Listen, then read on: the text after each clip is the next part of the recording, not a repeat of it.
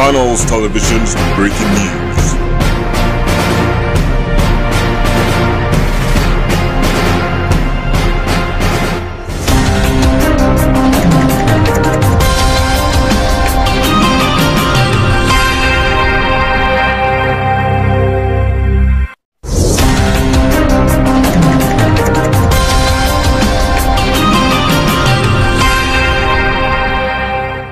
शासनाने सांगितलं जय जवान जय किसान. जवान याचा जय जयकार, पण त्याचबरोबर किसानाचा सुद्धा जय जयकार, शेतकऱ्यांचा सुद्धा जय जयकार. शेतकरी मजबूत असेल तर मजबूतीनं जवान सुद्धा लढू शकेल. पण इथं दुर्दैव आहे, शेतकरी आत्महत्या करतोय आणि जवानांच्या बस गाड्यांवर जे आहे RDSचा हल्ला होतो. तरी सुद्धा जे आहे त्यांचं आपलं बोलणं चालू.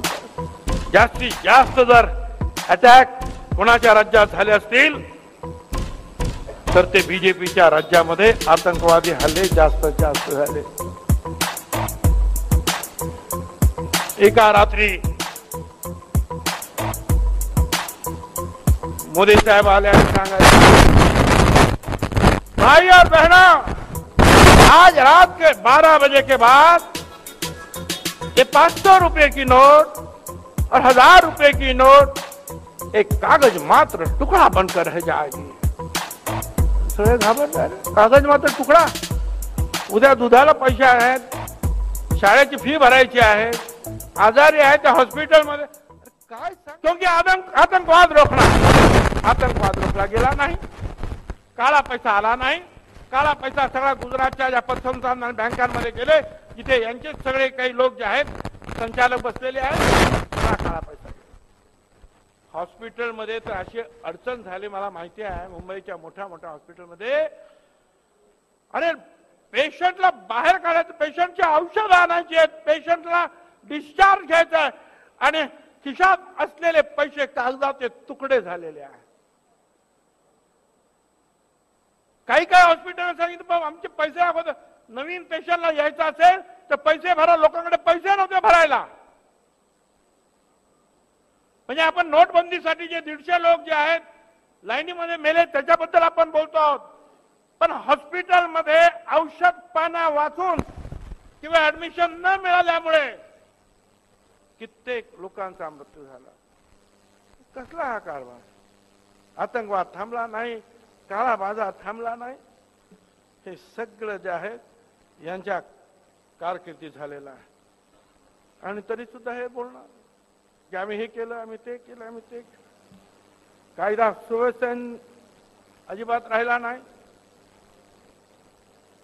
मला माहित नाही, पण आपलं राज्य होतं. पण नाशिकमध्ये 1 महिन्याने जर एखाद्यावर हल्ला झाला किंवा दुर्दैवाने त्याचा खून झाला, अरे किती आरडाओरड भुजबळांच्या नावानं. आणि आता किती काय चाललेलं आहे सांगा तुम्ही. काय कायदा सुव्यवस्था.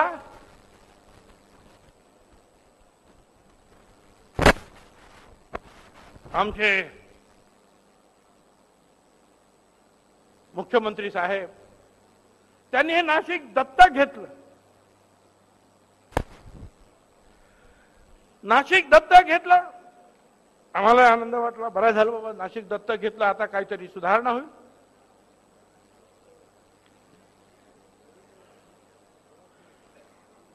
आपण ज्या वेळेला इथं पालकमंत्री आणि आपलं राज्य होतं त्यावेळेला नाशिकचा अख्ख्या जगामध्ये 16वा क्रमांक होता. प्रगती करणाऱ्या शहरांमध्ये नाशिकचा 16वा क्रमांक होता. आता जो ऑक्सफर्ड इकॉनॉमिक्सचा अहवाल आला, नाशिकचं नाव सुद्धा नाही, 100त सुद्धा नाव नाही, नावच नाही. नाशिकच्या ठिकाणी नागपूर झालं. नागपूर पण व्हावं ना, पण नाशिक तुम्ही दत्तक घेतलं ना, मग त्या शर्यतीतून नाशिक बाद कसं काय झालं मुख्यमंत्री महोदय.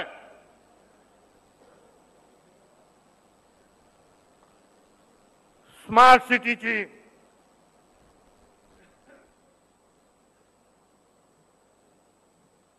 एक यादी जाहीर झाली.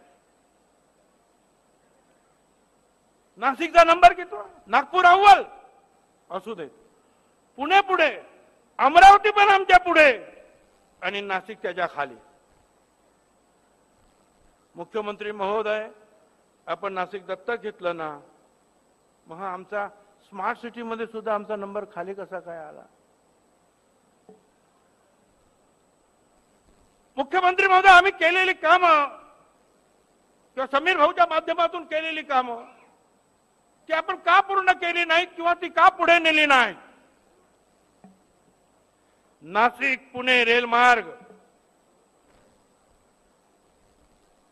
त्यावेळेला सगळं झालं. समीर भुजबळ माझ्याकडे आले आणि म्हणाले की 2 दिवसामध्ये तिकडे बजेट येणार आहे, रेल्वेचं बजेट. महाराष्ट्र सरकारने अर्धे पैसे जर भरण्याची जर तयारी दाखवली नाशिक पुणे मार्गामध्ये तर आपला ताबडतोब नंबर लागतोय. मी त्यावेळेला मुख्यमंत्र्यांना सांगून मीटिंग घेऊन ताबडतोब ठराव कॅबिनेटचा मंजूर केला. महाराष्ट्र सरकार या प्रोजेक्टचे अर्धे पैसे द्यायला तयार आहे. ते पत्र घेऊन समीर भुजबळ दिल्लीला गेले आणि दिल्लीमध्ये नंतर रेल्वे बजेटमध्ये जाहीर झालं की नाशिक पुणे जे आहे हा रेल्वे मार्ग आणि काम सुरू होणार ताबडतोब. गेलं कुठे? का नाही पुढे गेलं? आता त्याचा परत सर्वे होणार. अरे मंजूर झालेला आहे, सर्वे झालेला आहे, पैसे आम्ही देतो म्हणून सांगितलेलं आहे, तिथे ते बजेटमध्ये आले आणि परत सर्वे होणार. म्हणजे फक्त मूर्खात काढायचं काम चाललेलं आहे. मनमाड धुळे इंदोर त्याच्यात मनमाड गेलं, फक्त धुळे इंदोर आलं. तुम्ही आमचे काय म्हणायला पाहिजे, दत्तक पिता, म्हणजे आपल्याला त्यांनी काय घेतलं, दत्तक घेतलं म्हणजे ते दत्तक पिता. त्यांना मला विचारायचं हे का झालं असं, का नाही ते हे जे काम तुम्ही पुढे नेलं. ट्रेकिंग सेंटर जे आहे आपण इकडे बांधलं, या नाशिकमध्ये जे आहे रामाच्या दर्शनासाठी तीर्थयात्रेसाठी येणारे लोक जे आहेत हे आणखीन 1-2 दिवस तरी जे आहेत या नाशिक शहरामध्ये राहिले पाहिजेत, त्र्यंबकेश्वरला गेले पाहिजेत. आपण ताबडतोब त्र्यंबकेश्वरला 4 लेन बांधू, शिर्डीला जाऊन आले पाहिजेत. समीर भाऊनं दिल्लीमधून पैसे आणले, सिन्नर शिर्डी मार्ग जो आहे तयार केला. सगळ्या तीर्थक्षेत्रामध्ये करोडो रुपये आपण खर्च केले आणि हा धार्मिक टुरिझम आपण ज्यांना म्हणतो ते झाल्यानंतर एक बोट क्लब सुंदर तयार केला. त्या बोट क्लबच्या डिझाईनला जगातला 1 नंबरचं बक्षीस मिळालं त्या आर्किटेक्टला, जगातलं 1 नंबरचं. आपण जो 50 बोटी ज्या आहेत अमेरिकेतून आणल्या की ज्याच्यातून अजिबात प्रदूषण होणार नाही. सलमान खाननं त्याचं उद्घाटन केलं. मला आमच्या दत्तक पित्याला विचारायचं आहे, तुम्ही दत्तक घेतलं ना, मग हे का सुरू केलं नाही? याच्यातल्या बोटी सारंगखेडा इकडे तिकडे तुम्ही नेल्यात. अरे इथे आलेले लोक जे आहेत धार्मिक टुरिझम झाल्यानंतर परत एकदा बोटिंग क्लबला गेले असते, तिथे बोटिंग केलं असतं. तिथे असलेल्या कलाकाम का तुम्ही सुरू केला नाही? ज्याच्यामध्ये जे आहेत या सगळ्या अंगणवाड्यांच्या आमच्या महिला ज्या आहेत त्यांना 2 पैसे मिळाले असते. कोट्यावधी रुपये तिथे खर्च झाले. गंगापूर डॅम वर सुद्धा जे आहे एक सेंटर निर्माण झालं.